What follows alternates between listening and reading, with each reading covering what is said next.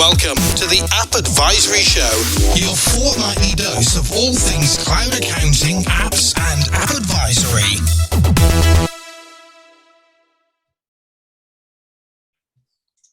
Hey guys, welcome to another episode of the App Advisory Show.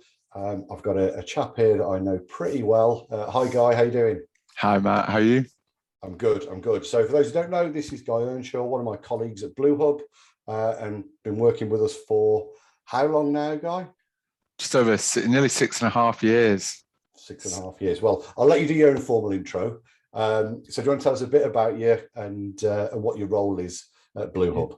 Yeah, thanks. So, my name's Guy Earnshaw. I'm the Senior Solutions Consultant here at BlueHub, and I have the benefit of having quite a varied role. So I do a lot of our early stage conversations with potential clients, kind of more sales stuff, all the way through to doing scoping and problem solving as we're starting to help clients with system selection before handing it over to the rest of our team of skilled guys that do the implementation and the development and delivering all the things I help people come up with as the plan. That's my role. It's varied and it's really nice. Primarily around like inventories now and API integrations, isn't it now for space for us? Exactly. Yeah. So for the last, I'd say, 5 or so years, all of my time has been heavily focused around the inventory management systems and MRP systems, and then beyond that, integration work with likes of third-party warehouse systems and also some custom apps for some of our clients have more unique challenges. Great. So one of the questions I've heard this said about me and it's said about us at BlueHub, and I've also had people actually say it to me, and I think it's maybe something that people think. So when we've got these people at BlueHub, and I think there's 12 or 13 of us now, and I always get the question, or it's spoken about in my ear behind me, that where have they got the team from? Where have they come from? Mm-hmm. And one of the things is they say, well, Matt's obviously from that world. He probably just knows some people. So I always like to, for you and a couple of other guys who've got some really varied backgrounds, how you end up being a senior solutions consultant for inventory systems. I bet if we were to go back 7 years, that probably wasn't on your radar. But do you just want to give us a bit of an idea about what you did beforehand? I think it just shows other people who are going down this route of digital that it's not always about your background. It can be about your mentality and your attitude to embracing different things. So immediately prior to joining BlueHub, I was actually doing a bit of traveling. And what spurred that on was I met a lady who's now my fiance, and we went traveling around the States. And it was a new relationship when we started, and I had in the back of my mind, I've got a genius plan here. What I'm going to do is take my acoustic guitar, overstay my visa, and just become a homeless railroad bum going around America. Really well thought out strategy. But actually, I don't know if I've ever told you this, but like when we were on that road trip, and I was explaining to her this really cunning plan I had of becoming a homeless bum. She said, is there no job that you'd want to do? And I grew up in a family of small business owners. My parents owned like care homes. Prior to that, like furniture shops. My grandparents owned a greengrocers and a hairdressers. And I said, I'd love to be able to help those businesses work smarter so that their time at the end of the day and at the end of the week wasn't full of doing work in their business, but instead being able to, live their life alongside their business life. And that was months prior to me ever finding BlueHub. And then even when I first joined BlueHub, right, we weren't pitching to that level of business. So there was some serendipity in hitting that. But my work experience prior was essentially quite mixed. Like I tried to start a music education school, like similar to the film School of Rock with Jack Black. Again, another genius idea of Guy. I was like, that could be a good business. So I tried setting up Manchester Rock Academy, and I had some mixed success with that. But alongside that, I was also just doing meter reading and meter work for Empower, just like not a particularly glamorous job, but it gave me the flexibility to work on this side project. And the one success that I did have with Manchester Rock Academy was all around marketing. And I got some pretty good press coverage and radio coverage. And when I was traveling, that's sort of what I thought I could bring to a business. And I actually joined BlueHub initially as a part-time marketing executive. Exactly. And at that time, you guys were doing only like bespoke software, right? Like full big systems. I didn't know anything about like .NET or any of this stuff you guys were talking about. I was just helping you communicate it. But luckily, when I was in university, me and one of my friends who was a web developer started doing some really basic like e-commerce websites. Yeah. And this, not to slightly age myself, was in like 2008, 2009.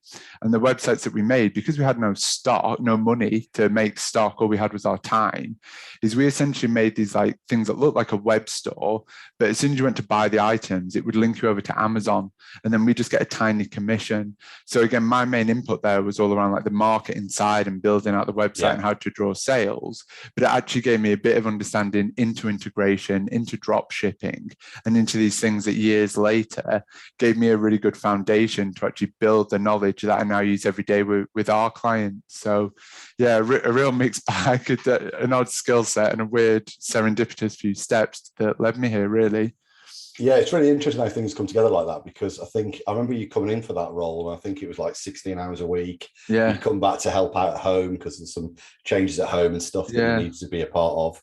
And I think as well, we were replacing Sophie, who worked in our marketing, and if I remember right, we got some of the IDF funding for some of her salary. So I don't think we could even really invest in like a full-time person. And I remember you ringing me after we'd offered you the role and said, "Oh, can I have a chat about when do I have a look at my pay review? When do I look at my hours?" It was like really like intense straight away. I was like, I look on the phone and go, "Oh wow, this guy's straight onto it." But to be fair, it was quite interesting. He did a lot on the marketing, and then I think it was around that May 2015 period where we sort of stumbled into the what's this Xero and this cloud accounting, this digital world, what are all these apps? Yeah. And then we had like quite a wacky couple of years, didn't we, really? Just trying to figure it out. Well, I think prior to me coming in, you'd always had in the back of your mind, like, how could you help smaller businesses with software? Yeah. But the only tool really in your mind and in our minds of the whole of BlueHub was bespoke development, which is just cost and time prohibitive for the smaller companies. And that's when I think you guys moved from, was it cash flow you're on as an accounting we were on cash flow with a K as a business. We'd gone from spreadsheet to cash flow with a K, and then we came across Xero actually at that point. And then I remember you being like, "Oh, there's this marketplace," which I think at the time had like 400 apps 250 apps. There you go. And you're like, "Yeah, I think there's something here around it." And then for the first year, we were just we pitched ourselves as the add-on guys, right? Where we just help people broadly with add-ons. And we had everything from hairdressers for a booking system to small e-commerce businesses for a stock system, and kind of everything in between. And where we saw there was like the biggest need and biggest complexity was in project management systems, like the Workflow Maxes of the world and the inventory management systems. And then me with a bit of a commercial salesman heart, I was like, well, that's where the money is, and that's sort of where me and Darren and the team working on this side of the business really started to head towards, was doing both of those systems, and then later shift our focus just to the product-based business apps. Yeah, we did EPOS systems, the till systems, we did booking systems. We had the hairdresser. I remember doing some of that with some of the beauty companies. We had all sorts of architects. Yeah, architects was a big one. So it's really interesting to think back to those days, because it was so scrambled, and you had to change your mind from EPOS to till system to, we had a little bit of inventory knocking around as well. And I think then we were sort of jack of all trades and master of none. We found a real incoming of people need help with this, but it was so early back then. I mean, you're thinking like, I don't think QBO were really properly around in 2015. No. Xero were still early doors. And the ecosystem was still so small and unproven, and a lack of awareness in actually the SMEs as well of this world. Yeah.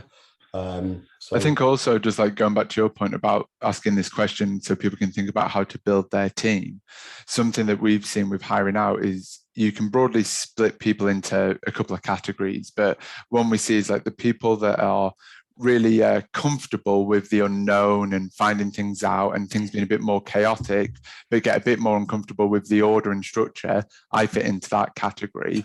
And then you have your more orderly types that are great at bringing structure and organization and really firming up how to do a process well, but are a bit more uncomfortable with the chaos that comes when stepping into a new world. And that's something I've seen with some of the accountants that we've that I've spoken to that are kind of leading the charge on that cloud side is the ones that have the greatest success. It's not necessarily that person's previous work experience, but I think a lot of it comes down to personality type and interest, and having the ability to kind of step into the unknown and then come back with lessons learned. And I think that's one of the benefits and ways that you and I clicked at the start is I think we're both quite comfortable going off into that unknown and kind of just viewing the lay of the land, really. Yeah, it is, and it was very varied. And yeah, I call it rolling with the punches. You've got to be willing to go into that meeting or into that call expecting something unexpected. Yeah, and being happy to handle that, really, that's going to come in, but not trying to answer the question there and then. But so we've gone through like a little bit of BlueHub. They're fun days. Always good to reminisce about those days of going through those. And we've spoke a little bit about how the business differs. So like then it was all hands to the pump. We all did everything. I think where we are now, sort of 13 people in, we've got more structure, more of a flow for the client and the projects, which is a lot better. And obviously that's come of, as you say, different types of people coming on board, a bit more order, a bit more structure. We've brought people in with some experience, not necessarily what we do, but what we want to deliver and how we want to deliver. And that's really helped. So that's been mega useful. But I think it is always good to go back and think a lot of those early days was like pushing lots of doors until something turned up and finding something which worked and stuck, which we have with the inventory. And I think at one point, I think I counted, we were probably doing about 33 apps or something, like loosely. And how many do we cover now? Question to you. But mostly it's 3. So that there are 3 different primary inventory apps and then 1 or 2 peripheral apps for like shipping and things. But, you know, over 80% of the work we do now is actually with just 1 of the inventory apps, I'd say, you know. So yeah, we've definitely niched, you know. There's like a saying that I remember listening to a lot in like a startup business is like niche until it hurts. And I think initially we tried to be everything to everyone. And what we've seen is the more that we've niched down, the better and quicker we've grown, you know. So I think we're a good testament to that. Yeah, I think as well, it's like, I think a lot of people are looking, we've both had these conversations at the Zero Cons and the shows that we've been on and some of the webinars that we've ran and the calls, etc. is, well, I just want to pick one app, right, for all of my inventory clients. So, you know, we hear a lot about Unleash, don't we? And we've got Deer and Sin7 and MRP Easy and Chaos has come onto the script. There's always going to be a few more players and pretenders in there. What's the difficulty with doing that? Because you've either got to have more than one app to cater for the different types of inventory businesses, because how they run internally and what they link into and all those things make a difference. Or you've got to choose one app and select the right clients for the app, right? You can't do, I'm just going to stick every single client who's got an inventory need on this one app all the time. So like what are some of the key bits around that, guy? Because I know we've had this conversation a lot and it's always useful. I think like a really good app category to juxtapose it to is like the purchase invoice automation, people like Dext and auto entry and those different types. HubDoc, all those, is if you take any business that's suitable for Xero, you could pretty much get them all to use just one of those apps, because the set of features or tasks that app covers for a business are really narrow in scope. You want to scan a purchase invoice, have that go through. There might be some approval, there might be some expense stuff, but essentially most businesses all work in the same way when it comes to purchase invoice management. When it comes to operational systems, where you're going to be dealing with a much broader set of business departments, so say if we take an Unleashed or a Deer or a Sin7, they're covering every single sale, all the different sales channels. They're covering all of the warehouse management, stock control, purchasing, reporting, production, manufacturing resources.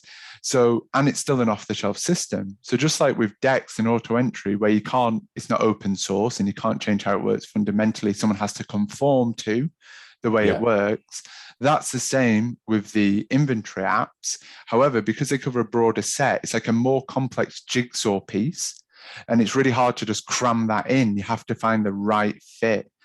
So that's really the best example that I can give, is that they're more complex tools, but they're still just as rigid. So making sure that someone's a fit is really, really important. And the idea that all of your clients will fit the same app, just unfortunately, I wish it wasn't the case too, but it just isn't a reality because the apps are too rigid and cover too much. Yeah, so I think some of our role that we see now ourselves, and it'll be the same for the accountants bookkeepers sitting there who are looking at these apps and working out if we can implement them, is how well is this client going to fit? Is any workarounds going to be suitable and workable to the client and acceptable? And it's almost now like a filtering process, not a sales process. And I think we'll see these from the forums and the conversations. A lot of it, the client's got a problem with stock control, like there's no visibility, but it doesn't take into account all those other areas that you spoke about, the purchasing, the fulfillment, where they sell, how they sell, do they build it, do they not build it, they buy it in, what quantities, all those different things come into that, right? And pricing tiers, I know you've had those. So it isn't just about stock control, it's about all of those different components. And we've written blogs on this, and we've got a worksheet on it, etc. So that's the thing, is it's no longer just, I've got some stock control issues. It's a whole operational workflow that needs to be considered, what it looks like now, but also what it needs to be in the future. Yes. Yeah. And then there's so much, like the example I always use, like I used on a call the other day, is that old song of the sales bones connected to the warehouse connected. I didn't know we were going to have karaoke as well, Guy. Oh yeah, I do karaoke the whole bit, mate. Our sales calls are fantastic. But that's the reason why, like, the most complex apps are the MRP apps, the manufacturing tools, and that's because they cover the broadest range of features. Inventory apps are the next most complex, and then probably project management. And it's all because of that same thing, that interconnectedness means that every decision, if you want to manage your cost of goods sold using FIFO, then that means so much for how you purchase, set up supply data, set up product data, that it all has this knock-on effect, which when set up properly is fantastic, because then everything aligns. But if you get one thing wrong, that can have this knock-on effect all the way down to the stock on hand being out by hundreds of thousands. We've seen it before. Yeah, and I think we've seen a bit of a, just for you to validate this, like some of our competition is not always other people doing this, like other BlueHubs knocking around. The competition is the person picking it up and giving them a go quite a lot, isn't it? Yeah. Because they don't understand all of that. This is the same for the accountants and bookkeepers. At the moment, there's this big thing about, there's a lot of self-selection on cloud accounting systems and self-setup, and doesn't quite look right and how to pick up. So we've had to start thinking about services to pick up those second stages, haven't we, where they've done the self-selection, they've done the self-implementation, it's rubbish, or not very good, or they're really frustrated with it, and they are looking for really a silver bullet to go, yeah, Guy, can you and your team spend like half an hour on it, and it'll be happy days and we're done. And it's a massive unpicking. So we're seeing a lot of that right now. Yeah, definitely. I think something we always talk about in the team and with our new hires is the Dunning-Kruger effect, or the perceived knowledge curve. And this is why people end up self-implementing, is the less experience and knowledge you have of a subject, the more you feel that you know about it. And then the more you learn, the more you realize something's really, really complex. And then you actually start to learn, and have knowledge worthwhile. So what happens is a lot of people get caught up in the marketing and easy to use, easy to implement, easy to integrate. And then they start setting it up, and day one, they're like, this is easy. It's just a few CSVs here and there. And then the more they use it, the complexity becomes apparent to them. And then they start to realize, oh no, I've made too many mistakes. I need some help to come back to. And I think a lot of accountants that I speak to have had that experience themselves, where they've tried to do a job, and then in doing that, they've slowly realized the complexity, and now they don't feel as confident as they did having some experience prior to when they didn't. And it just seemed like, oh, it's easy, just plug it in and it's good to go. The classic thing we hear is like, when we ask people, how do you use your current system? They'll say, well, I buy stuff and then I sell it. And that's their explanation of their current system, which obviously you chat to them over an hour and then you realize it's much more complicated than just that. Yeah, we're just a standard buy and sell company. Like, we're just box shifters. That's what people always say. We're just box shifters. Hilarious. Nothing standard. I don't think we've ever seen the same business come through twice, have we, in our years? So even they've got the same similarities, very, very seldom. We're also seeing, aren't we, a little bit of an ecosystem around the inventory space. So it isn't just about the DIAs and the MRP Easies and the Sin 7s and the Unleashed. There's another area which I think Shopify has really helped with building out an ecosystem around online selling certainly. But what are we seeing in that space? And it's a big sort of review point for us to go back to clients, isn't it, and help them with other areas that interlink with the stock and inventory. Well, it's like what we're saying. This is by adding the integrations, just like the same reason why Xero did. Xero could have gone away and developed, a Dext on day one, or they could have gone away and developed a CRM, but they realized there was already good ones out there, and they had so much to do in just making a good accounting system. So it's how these systems are overcoming the challenge of it being a broad scope and it being a rigid and trying to appeal to as many people as possible.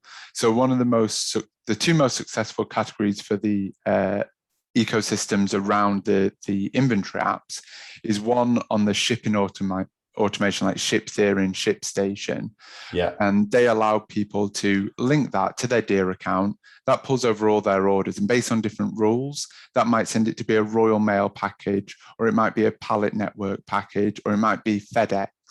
And then they can log in via ShipStation or Ship Theory into each of those courier accounts and then print off the labels. So that's a really popular app category, is the shipping apps. And then the next most popular one is all around forecasting. And that's because just like with the shipping apps, there's a huge variety of carriers that you can use and different rules for shipping based on weight and what you're sending, that variety is best handled by a specific app. Same when it comes to forecasting. Some people might have seasonal trends, other people might not. Some people might be growing at a really quick rate, other people might not. So things like Inventory Planner is a really good example of an integrated app that all it focuses on is purchase forecasting. Yeah. So just like with Xero, the peripheral apps that link into this ecosystem around the inventory apps are much more narrow in scope. And fulfill a very specific purpose, and then help extend the features of the inventory app. Yeah, I think what we're demonstrating there, like there's a lot to it, right? But these core areas, there's ecosystems within the ecosystem, because if you go to Go Cardless, which is a standard payments, there's an ecosystem around Go Cardless now, right? So there's just going to be little iterations of evolution within each of those certain areas of the ecosystem. But yeah, we're seeing huge amounts in the inventory space, and yeah, thanks for the tips on a few of those to keep an eye out for. Yeah. In terms of like some key tips when people are reviewing inventory systems, because we know, we're aware not every single client is going to ever come to BlueHub, and we're also well aware we're not going to be the right fit for every single client as well. So but some good tips to save some people a little bit of time, or make them think a bit more cleverly about these opportunities when they arise. Yeah, so my number one tip is always focus on that client's requirements before finding an app that has features that sound like it would work. So what I mean by that is, rather than going out and finding the best inventory app and going and reading all of the marketing and all of this really carefully worded stuff that sells you on the benefits of this system, is to first go and speak to the client, or if you're a business yourself, to do a review of what your must-have requirements are, what some of your nice-to-haves are, and then you can send this off to the salespeople at each of those apps and have them rank themselves against those requirements. And you can cut through a lot of the salesy stuff, because they're just incentivized, the software companies to get that sign in, get someone to sign on. So you'll often hear people say, no, we don't do that, but there's something on the roadmap. And all of this is, risky when it's going to take a business, hundreds of hours to implement, even when they do it themselves. Yeah. So first things first, start with a list of requirements and have the systems rank themselves against it, rather than just going through the marketing. And on that, don't use sites like GetApp and Comparer for these more complex apps, because they're consistently out of date and just behind the schedule of it. Yeah. So yeah, start with requirements and not features. Just to add to that tip as well, also just don't, I've seen some people say, I've got these 3 pains that I've got to solve for the client, and they'll go to each of the apps with these 3 pains, but not understand the other 15 must-haves. So we've got the solution to these 3 pains, but we've removed other key requirements because we didn't know what they were, and it's found out after the event. So that's the reason you need to be holistic about getting that list. Is not just to go, well, I already know what I've got. It's just to be clear on, this app is going to do 8 of these 10 things, or 12 of these 15 things. Yeah. Is that going to be fit for purpose for us? It's just diving that level below. So the client might say, my pain point is I'm spending too long entering sales orders. If you put that in as a requirement and go out and look, does it make sales orders more efficient? They're all going to say yes. The real question is, what are the sources of those sales orders? Oh, well, I've got an Amazon and an eBay, then I have people call in and I have people that post me orders. Then you can start to understand, okay, well, the actual requirement there is that we're able to enter orders on the system manually, that we're able to plug into Amazon, that we're able to plug into eBay. And then that gives you a more specific checklist to go away and review, rather than just the broad pain point, which is what all of the marketing is aimed at, feeling like it'll resolve for you. So yeah, I think that's a really good point. Okay. The second tip in relation to that is everything around this is all about expectation setting. And something I see often, going back to that Dunning-Kruger effect of you thinking you know it more before having any experience in it, is that a lot of people will naively try to get their clients excited about an app and start to promise them, oh, it'll do all this and everything will plug in.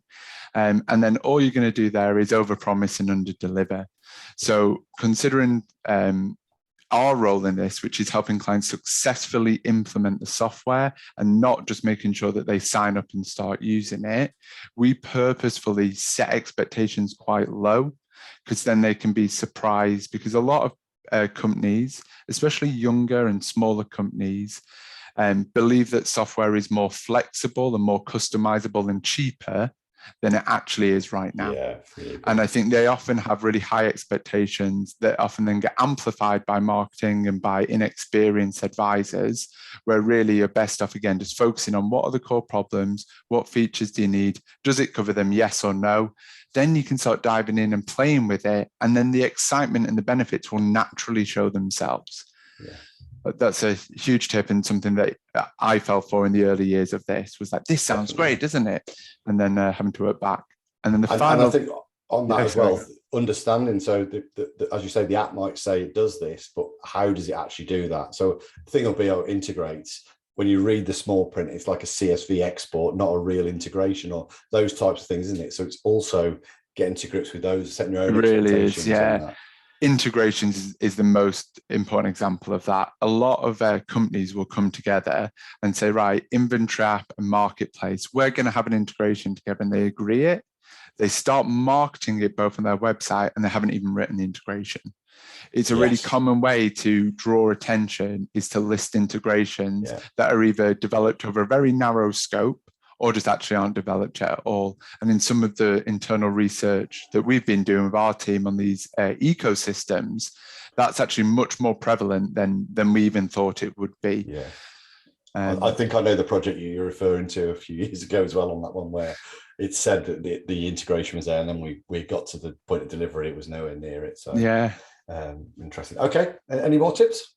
My final tip actually goes beyond just the selection, and more when people are setting up the systems themselves, especially people that are going to have to self-implement due to the size of the business, is to phase in the delivery. So what I mean by that is, if at the moment someone's on spreadsheets and all their sales channels aren't integrated and they're not linked with their accounts, but maybe they also want to start doing production and manufacturing, but currently they're not doing that. A lot of people will think, well, this new tool, this inventory app, does all of those things. Right, let's go for it. If we're doing it, let's do it. That's what people will say. And then they build this really complex beast that then is full of errors, because they've never done that work before, and they didn't realize that that's not actually how they built the thing. And it causes a lot of confusion in the team, and then the trust in the system goes down. And even worse, if you've integrated it with Xero, you've sent over hundreds of journals for cost of goods sold, work in progress, that are all made up of fiction. So the most important thing you can do, just like what we're doing with that requirements list, and what do you need and what does it do, that must-have list is all you're trying to do on the initial implementation.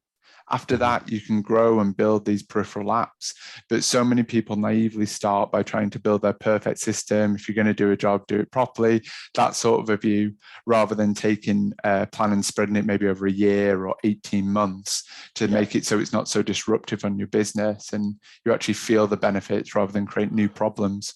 And those, to be fair, if we take a base standard implementation of like a DIA or something for us, that's like a 12, 16 week cycle from start to them actually using it and then supporting them for another month or so whilst they go live. So it's a hard system to switch on we're going to start using it. There's a lot of prep work, a lot of understanding the workflows. Data's like a biggie, as we've already mentioned earlier. So it's setting expectations around the time frame as well, because the biggest problem with using an app is you think about an app and you think, oh, it'd just be like my iPhone or my Android. I'll just go and pick it and switch it on. And it's a solution really, and a proper operational solution for these clients. And also that time, so say for us, it's anywhere between like 3 and 6 months, depending on the size of the project. A smaller business that we do in that like 3-month range, if they self-implement, they're often clearing up those problems and fixing problems that have gone into the account systems for a year. So it's kind of it's a false view of it being quicker or saving time, because you're just kind of pushing back all the problems that we front load in the process. Okay, great stuff. And like one of the things I'm talking to, or I'm trying to get firms of accountants and bookkeepers to think about, is like credentials, like how much we've done this stuff. So question, we've been looking at this recently, so it's sort of top of mind, but how many projects of selection, implementation have we been involved in? Let's keep it just to inventory, not the wacky stuff we used to do in the early days. Yeah, so I think like over the last 3 and a bit years, I think the number's in like the 120 plus range of like implementations. And I think, I can't quite remember the full list of companies that we've advised, but it's a couple of hundred like that we've spoken to and helped under some kind of paid dynamic with this. But the main thing with that is it's accelerating, quite a lot, right? Year by year, we've niched more into the space. With more of the business is made up of this part of the company, and we're just doing many, many more jobs than we would. And I think really in the first 6 months of this year, we did more than we did in 2019 as a whole. So it's something that's accelerating quite rapidly. But yeah, I think that's roughly the gauge of like full implementations across all the different systems. So it's a fair number, and we sometimes forget about we've done those, because you're on the hamster wheel, you do them, you don't look back at the numbers. So we've made a bit of an effort this month to look back, and I knew it was 90 plus. From my, I think it's right around like low 120s or something. The last numbers I looked at from James. So final question, a bit about the future. I know some people will just be like getting into this and thinking, well, this sounds enough. But obviously the world we're in, we're dealing with all sorts of bleeding edge really on how they're trying to use this technology and the business problems they're trying to solve. So we get to hear, not necessarily that we can even, there's anything we can solve at the moment, but in terms of some of the problems that they're having as they grow in more digital world. What are you seeing as sort of the future points of inventory and stock and sort of digital? Yeah, so there's quite a few things like in this, but one of the main things that's becoming more and more prevalent is a request for integrations. So more companies are starting to move to using third-party warehouses and third-party manufacturers rather than spending out, all that capex at the start. So they're then outsourcing. So we're even working with companies now that are kind of let's say too small, to use an inventory app.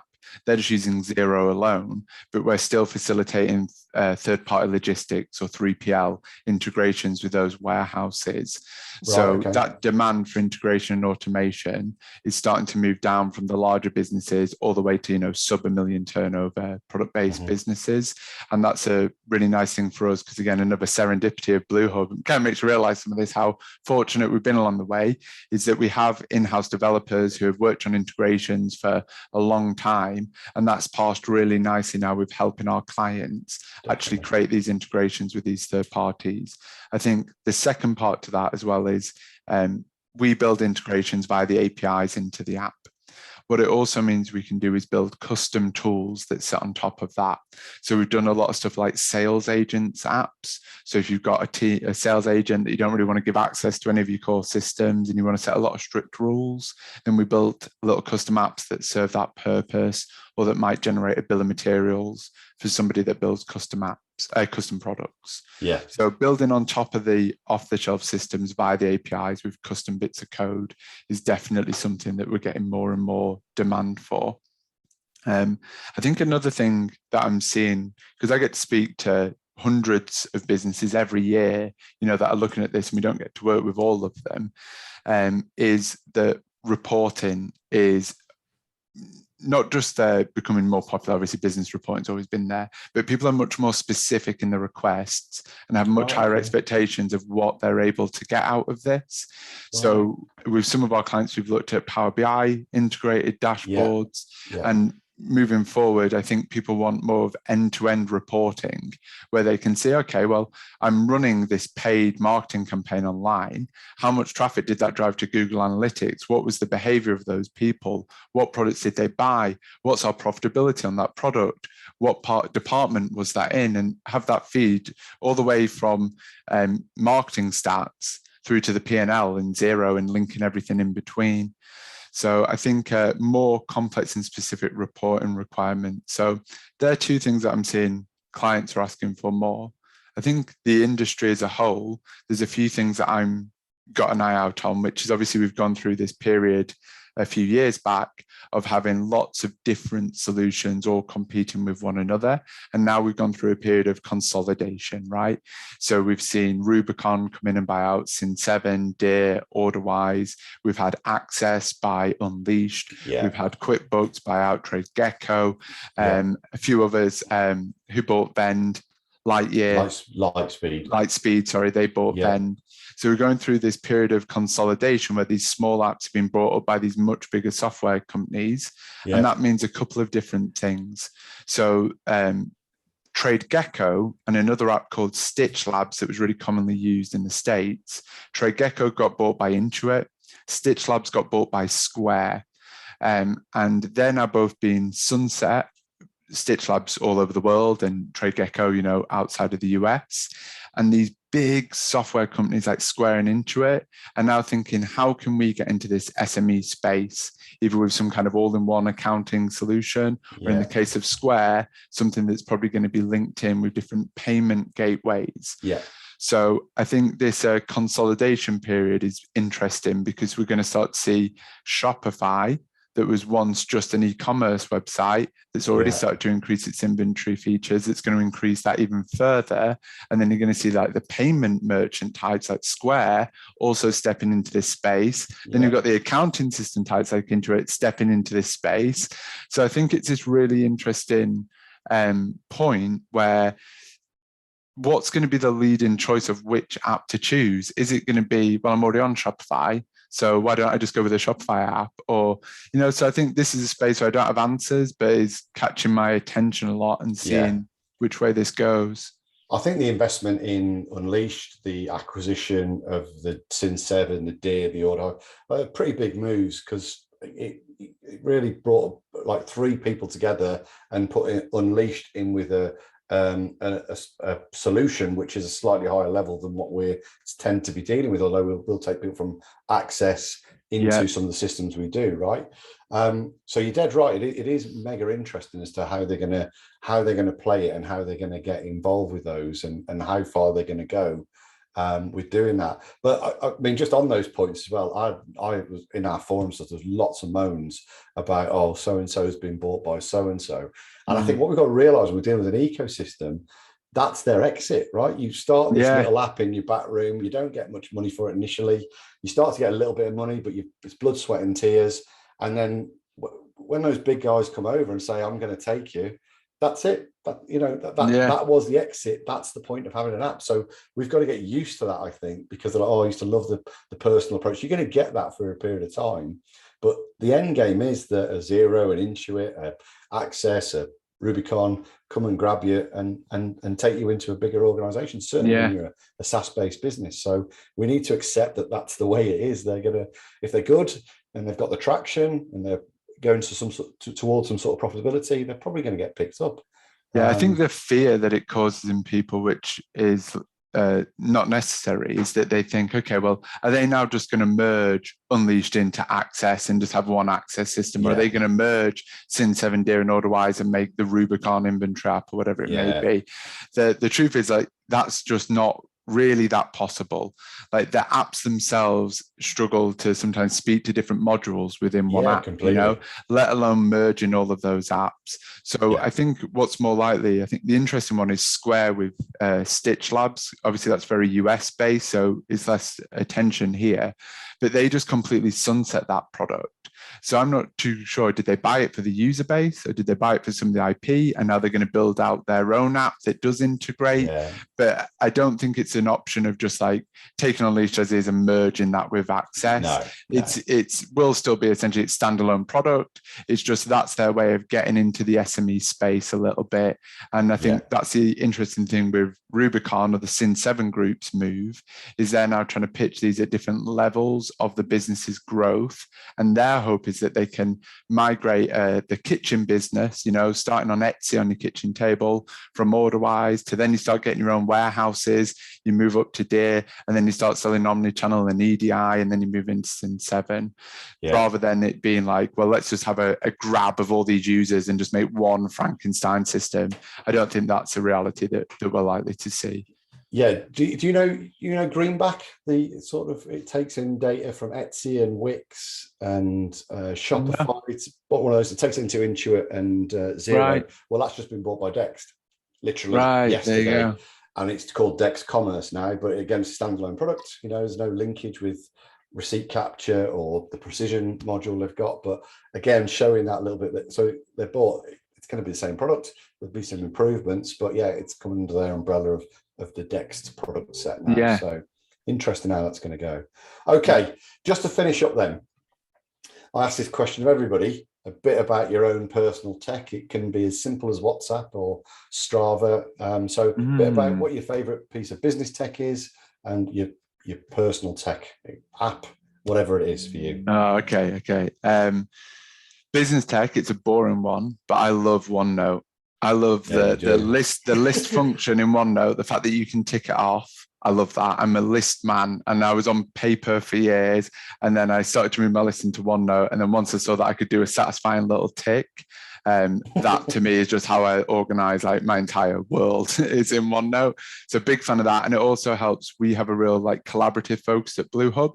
So when we have a new client and that moves into scope, and then we have a shared OneNote area where I can see everything that our BAs are doing, and then that moves on to the team. So I really like the collaborative side of it, as well as just like a really satisfying tick box.